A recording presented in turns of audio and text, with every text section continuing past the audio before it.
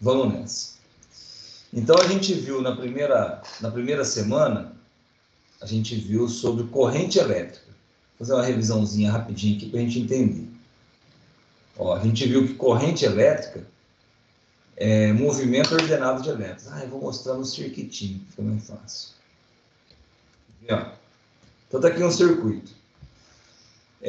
Vou desligar, deixa eu desligar. Eu vou colocar uma chave, vai. Ó. Vou colocar uma chave aqui para a gente poder ligar e desligar o que a gente quiser.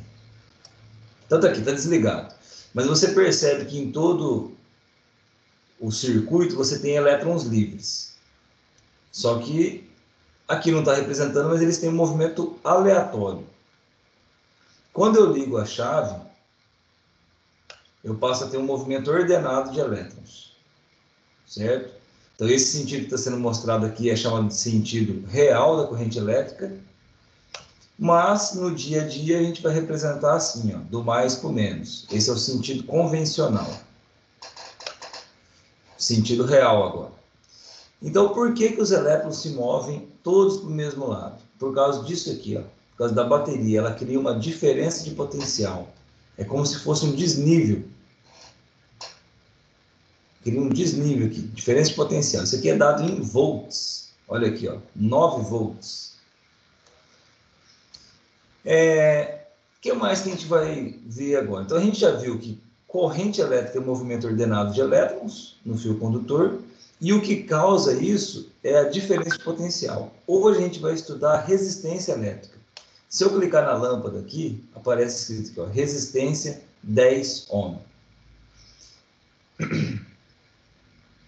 A resistência, ela mostra dificuldade à passagem de corrente elétrica, ou seja, se eu aumentar a resistência, percebe que o movimento dos elétrons diminui, ó. Ou seja, ela resiste mais. Aumenta a resistência e diminui a corrente. Diminui a resistência, aumenta a corrente.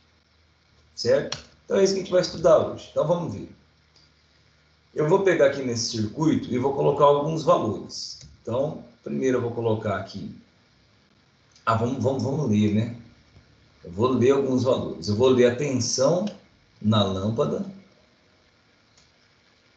Quanto que essa lâmpada está consumindo. Deixa eu inverter aqui para ficar positivo. Olha lá. Então, 9 volts. Beleza. Isso aqui a gente chama de queda de tensão. Aqui na bateria você tem uma diferença de potencial de 9 volts. E aqui você tem uma queda de 9 volts. Vamos medir também a corrente elétrica. Aqui está a corrente elétrica. Então, quando eu ponho 9 volts, eu tenho 0,9 ampere. Vou anotar isso. Vou anotar que com 9 volts, eu tenho 0,9 ampere. Eu vou aumentar, então. Não, vou mexer na resistência agora.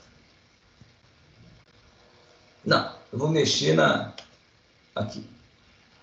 Aí, eu vou passar para 20 volts. 20 volts foi para 2 amperes. 20 volts, 2 amperes. Vou fazer mais um teste. Vou aumentar minha tensão para 50 volts.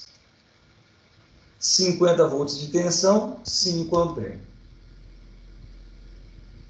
50 volts, 5 amperes. O que a gente vai perceber aqui? A gente vai perceber que se, por exemplo, eu dividir 9 por 0,9, vai dar 10.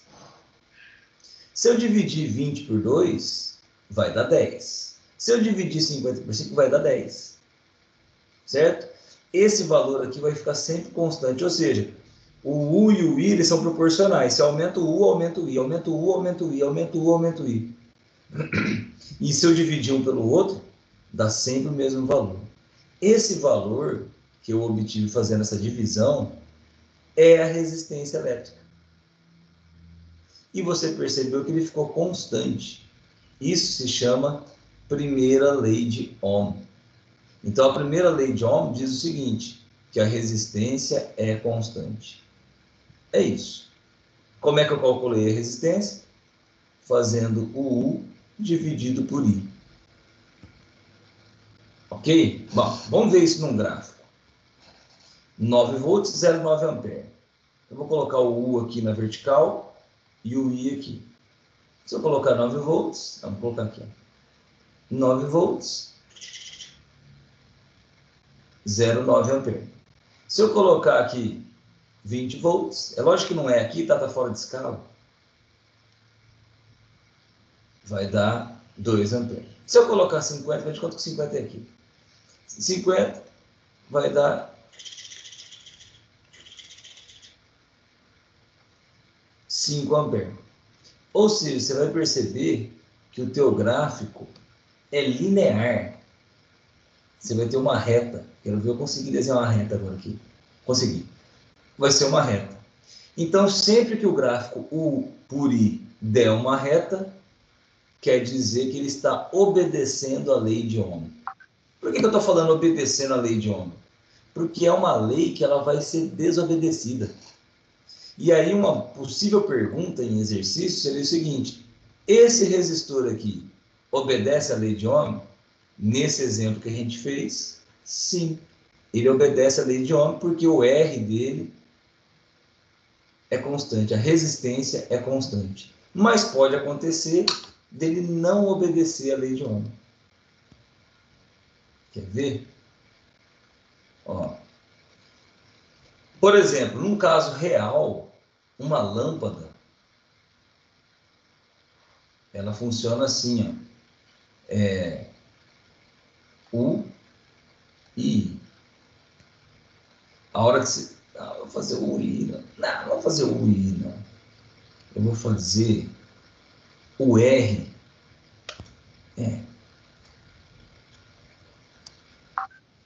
Ah, cadê o apagador? Eu vou fazer o R em função do tempo. Basta. Deu certo agora.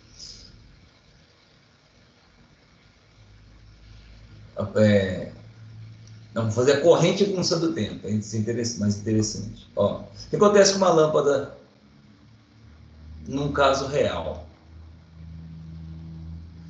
Essa lâmpada aqui, tá? Ó, essa lâmpada, aquela lâmpada mais antiga, aquela lâmpada de filamento. Como é que ela funciona? Ela esquenta esse filamento até ele ficar incandescente. O que acontece é o seguinte: quando esquenta, a agitação aumenta e isso faz com que a resistência aumente. Então, você tem alguns elétrons livres e você tem outros elétrons que eles não estão livres, mas o movimento deles atrapalha o movimento dos elétrons livres. Se aumenta o movimento deles, fica mais difícil o movimento dos elétrons livres, a corrente elétrica. Então, com o aumento da temperatura, a resistência aumenta. Então, o que acontece com essa lâmpada aqui é o seguinte: você tem um pico de corrente, então ele está desligado, ó. A hora que você liga o interruptor, ela faz isso aqui, ó. Dá um pico e depois estabiliza.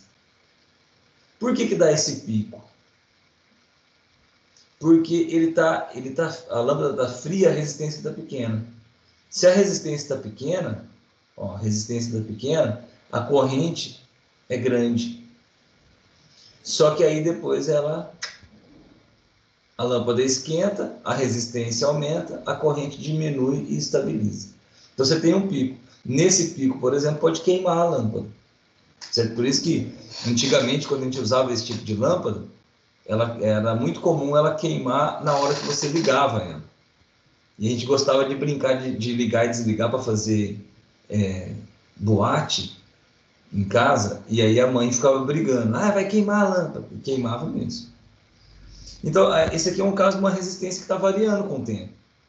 Então, durante esse trecho aqui, eu não posso dizer que o resistor é ômico, porque a resistência está variando. Com o passar do tempo, a resistência vai ficar constante, e, consequentemente, a corrente também ficou constante. Aí ele passa a ser um resistor ômico. Então, resumindo, é o seguinte: o que é a primeira lei de Ohm? Primeira lei de Ohm: a resistência é constante. Mas tem resistor que, em algum momento do funcionamento dele, ele não é ômico. e em algum momento ele é ômico. Ele vai ser um resistor ômico quando a resistência ficar constante. Resumindo, é isso, certo? Isso nos leva a uma formulinha muito importante, que é essa aqui, ó. U, R, I. Essa é a formulinha mais importante da elétrica, que eu estou representando em forma desse triângulo, porque fica mais fácil para você. Então, por exemplo, se eu falar, calcule o U. O que é o U mesmo? O U é diferença de potencial. U igual a R vezes I. Resistência vezes corrente. Se eu falar para você, calcule a resistência. O que é resistência? Resistência é a dificuldade de passagem para a corrente elétrica. R é U dividido por I. Tá vendo? É só olhar no triângulo. Se eu falar para você, calcule o I. O que é I? I é o movimento ordenado de carga elétrica. I é U dividido por R. Só olhar no triângulo. U dividido por R. Beleza? Então, chegou no vestibular, chegou na minha prova, chegou no Enem. Primeira coisa que você faz, desenha esse triângulo aqui, para depois você começar a fazer os exercícios. U igual a RI, UI. R igual a U sobre I e I é U sobre R. Aí você pode perceber, então, que o U é diretamente proporcional ao I. Quanto maior for o U, maior vai ser o I. Você pode perceber que o I é inversamente proporcional a R.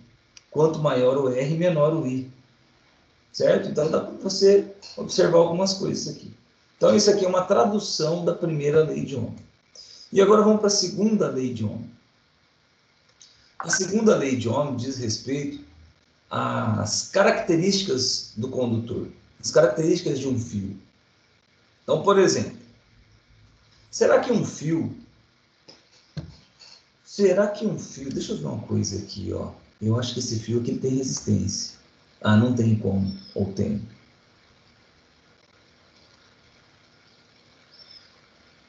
Nesse simulador não tem. Bom, vamos lá. Então vamos lá. O fio. Um fio, apesar de ser um fio condutor, ele não é um condutor perfeito. Então ele pode e vai oferecer resistência à passagem de corrente elétrica. Não é só a lâmpada. Esse fio aqui é chamado de fio ideal, porque a resistência dele é zero. Mas num caso real, o próprio fio, o interruptor, todo mundo oferece resistência. Por isso que eu não posso usar um fio muito comprido. Se eu for usar um fio muito comprido, eu vou ter que pensar em outras características desse fio para compensar que ele é muito comprido, porque ele vai oferecer resistência.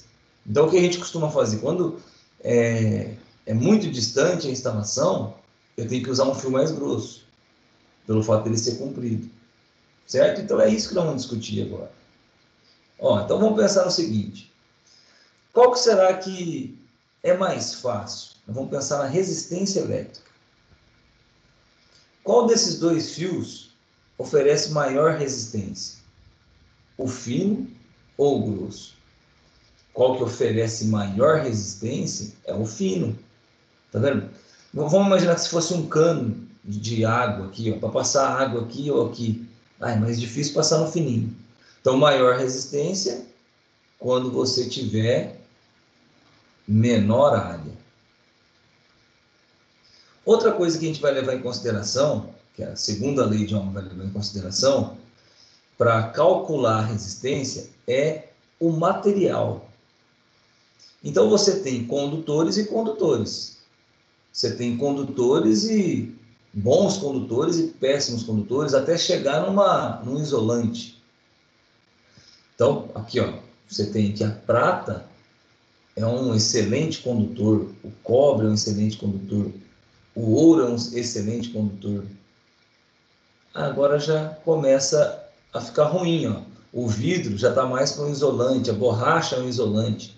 Então, quanto maior, está vendo, 10 a 13, positivo. Quanto maior for esse número, mais para o isolante ele é.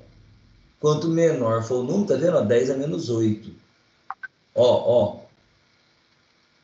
10 a menos 8. Esse aqui seria o melhor. Esse aqui é o melhor condutor, a prata. 1,6 vezes 10 a menos 8. Aqui é bem pequeno, que é 10 a menos 8, e aqui o número pequenininho, 1,7. Normalmente os fios na instalação residencial é cobre. 1,7 vezes 10 a menos 8, tá vendo? É um número bem pequenininho, 10 a menos 8, é 0,00000. Então, quando esse número é pequenininho, significa que ele oferece pouca resistência. Isso se chama resistividade. Ele oferece pouca resistência, ele é um bom condutor. Então, para aumentar, quando que vai aumentar a resistência? Quando aumentar a resistividade. Ela é representada pela letra Rho. Se aumentar a resistividade, que é o que está acontecendo de cima para baixo, se aumenta esse número, aumenta a resistência, ao ponto dele se transformar, dele ser classificado como um isolante, certo? Terceiro e último aspecto que a gente vai ver no fio, na estrutura do fio, é o comprimento. Ó, para uma corrente elétrica atravessar um fiozinho desse, que é curtinho, é fácil. Corrente elétrica entra aqui, sai aqui, acabou. Agora você imagina um fio comprido, tem que passar por tudo isso aqui. Então, quanto maior for o fio, maior vai ser a resistência. Então, a gente consegue observar agora que a resistência ela é diretamente proporcional à resistividade, Rho. A resistência ela é diretamente proporcional ao comprimento, L, e ela é inversamente proporcional à área. Daí, a gente consegue chegar na seguinte relação. Ó, aqui está. Esse é um fio, um tamanho exagerado. Ele é feito de um certo material, representado pelo Rho. Ele tem um certo comprimento, L. E ele tem uma certa área, isso que é chamado de área de seção transversal. Ele tem uma certa área, A. Quanto maior for a área, menor a resistência. Quanto maior o comprimento, maior a resistência. Maior o Rho, maior a resistência. Então, essa é a relação da segunda lei de Ohm. Para você memorizar, Rho, LA, rola, certo? Que é aquela pombinha, a pombinha que faz cocô nas pessoas na rua, aquela pomba urbana, ela não é a pomba rola, tá? Aqui, essa pombinha ela faz cocô. Olha o cocôzinho. Isso aqui é a pomba urbana. Tem uma outra pombinha que é menorzinha que ela, que é a pomba rola. Você vai achar mais em sítio, em região mais rural, tipo Cardoso, Paris. Tô brincando, tá? Mas é, a pombinha rola. Aí para você lembrar então, rola. Fechou? Primeira lei de Ohm, aquele triângulo, URI. Segunda lei de Ohm, rola. Aí a gente consegue entender por que numa instalação residencial, por exemplo, se eu tiver que fazer uma instalação muito longe, num lugar muito longe, o que eu tenho que fazer? Ah, vou ter que usar um fio muito comprido, então eu vou trocar esse fiozinho fininho por um fio mais grosso. Ok? Deixa eu parar a gravação agora para a gente gravar as dicas dos exercícios.